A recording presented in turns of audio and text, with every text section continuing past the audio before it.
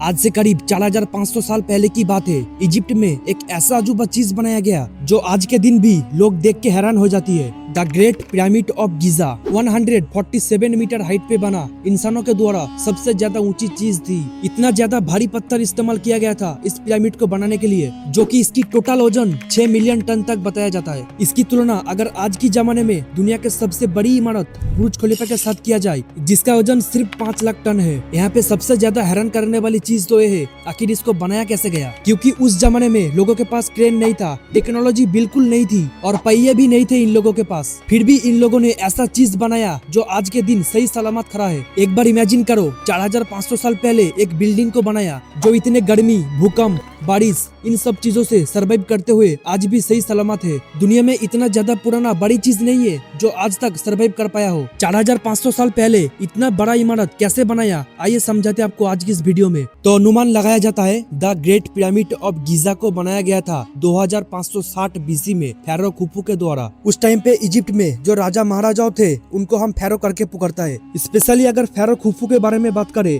हम इन राजा के बारे में ज्यादा कुछ नहीं जानते, बस इतना जानते हैं कि ये सेकंड राजा थे ओल्ड किंगडम ऑफ इजिप्ट के। एग्जैक्टली कितने सालों तक राज किया इसके ऊपर काफी चर्चा होती थी। कोई कहता है 23 साल तो कोई कहता है 60 सालों से भी ज्यादा टाइम तक राज किया। ये पिरामिड नाइल नदी के वेस्ट साइड में लोकेटेड है। अगर आप लोग फोटो और वीडियोस में देखोगे तो ये एकलौता पिरामिड नहीं है, इस जैसे दिखने वाले 2 और पिरामिड दिखते हैं जो इन सेम जगहों पे बनाया गया था। इन तीनों में से सबसे ज्यादा ऊंचा है the great pyramid of Giza, जिसे हम पिरामिड ऑफ खुफू भी कहते हैं। इससे थोड़ा छोटा है द पिरामिड ऑफ खापरे, जो सेकेंड लार्जेस्ट पिरामिड है इजिप्ट में। कहा जाता है कि खुफू के बेटे खापरे ने इसको बनाया। तीसरा और सबसे ज्यादा छोटा पिरामिड है इन सब में से पिरामिड ऑफ मेनकाउर है, और बताया जाता है कि खापरे ने बेटे ने इसको बनाया। उस जमाने में बनाया गया एक लौता चीज नहीं है। इसके अलावा है the great sphinx of Giza, लेकिन टोटल में बताया जाता है कि 118 पिरामिड है अलग अलग साइजेस के। इनमें से कई पिरामिड वेदर की वजह से टूट के बिखर गया है, लेकिन सबसे अच्छा है इन 3 pyramids, specially the great pyramid of Giza. क्या कारण था इन सब को बनाने के पीछे? इन्हें कब्र के तौर पे बनाया गया था। इनके फेरोस को दफनाया गया है इस पिरामिड के अंदर।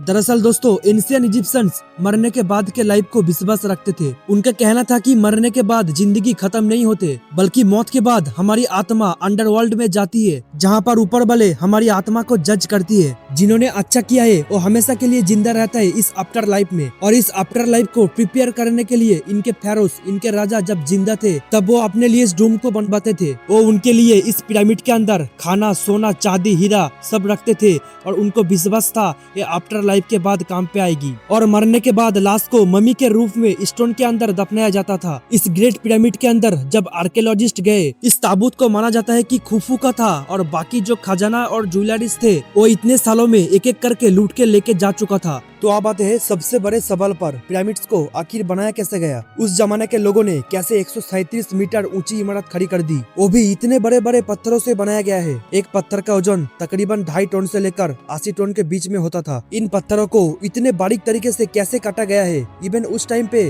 काटने का मशीन भी तो नहीं था, और पत्थरों को एक के ऊपर एक कैसे रखा गया? उस टाइम पे पहियों का इन्वेंशन भी तो नहीं हुआ था, वो भी इस काम को पूरा कंप्लीट कर दिया था 20 सालों के अंदर अंदर। इस पिरामिड को बनाने के लिए टोटल 20 से 30 हजार वर्कर्स लगे, और वो लोग दिन में 10 घंटा काम करता था पिरामिड ऑफ गीजा को बनाने के लिए। और पिरामिड में मौजूद टोटल मटेरियल्स का बात किया जाए तो तकरीबन 5.5 मिलियन स्टोन लैमस्टोन, 8000 टन ग्रेनाइट और 5 लाख टन मटर्स का इस्तेमाल किया गया। ज्यादातर पत्थर आए थे आसपास के एरिया से ही, और ज्यादा से ज्यादा 800 किलोमीटर दूर सदर्न एरिया के इजिप्ट से आए थे। लेकिन अब सवाल है पत्थरों को कैसे काटा जाता था? उस टाइम पे ज्यादातर कॉपर्स को इस्तेमाल में लिया जाता था, और जो टूल्स बनते थे उसको कॉपर्स के थ्रू ही बनाते थे। इसके अलावा पत्थर के ऊपर थोड़ा सा छेद करके उसके अंदर लकड़ी को डालते थे, और हाथोरे मारने पर वो बीच में से टूट के अलग हो जाता था। लेकिन सवाल तो है इस पत्थरों को एक जगह से दूसरी जगहों पर कैसे लेके जाता था? दरअसल दोस्तों, उस टाइम पे पानी के जरिए पत्थरों को एक जगह से दूसरी जगहों पर मूव किया जाता था। लेकिन इतने भारी पत्थरों को एक के ऊपर एक कैसे रखा जाता था बिना मशीन के इस्तेमाल में लिए? दरअसल दोस्तों, 2015 की इंग्लिश और आर्कियोलॉजिस्ट के एक टीम ने थ्योरी किया, जिसमें 4500 साल पुराना रैंप डिस्कवर हुआ। तो इस स्कॉलर्स ने कहा था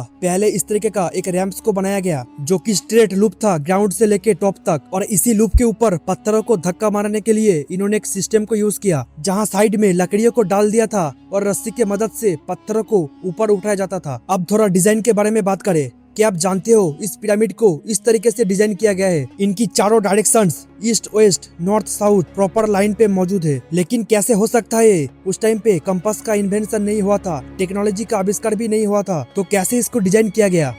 और यहाँ पे दूसरी थ्योरी बताया जाता है कि कॉन्स्टेलेशन को लेकर, आसमान पे जो तारे मौजूद है उसकी डायरेक्शन को देखकर इजिप्शियन लोग अपने डिजाइन को बनाया था। और 1989 में एक रिसर्च में पता चला ये 3 पिरामिड आसमान के ओरियन बेल्ट के जो तारे हैं उसको प्रॉपर अलाइन करते हैं। इसमें बोला गया है कि इजिप्शियन को एस्ट्रोनॉमी का कैलकुलेशन पहले से ही मालूम था। वो लोग रात में तारों को ट्रैक करके स्टडी करते थे और उसी के हिसाब से तीनों जेनरेशन के पिरामिड को बनाया गया था। अगर आज भी पिरामिड को आप लोग देखोगे तो 3 तारों के सेंटर में आपको दिखाई देगा। तो गाइस यही था कुछ आज का वीडियो। अगर आपको वीडियो पसंद आए लाइक शेयर एंड कमेंट पे अपना राय जरूर बताना। तो चलो मिलते हैं आपसे नेक्स्ट वीडियो में।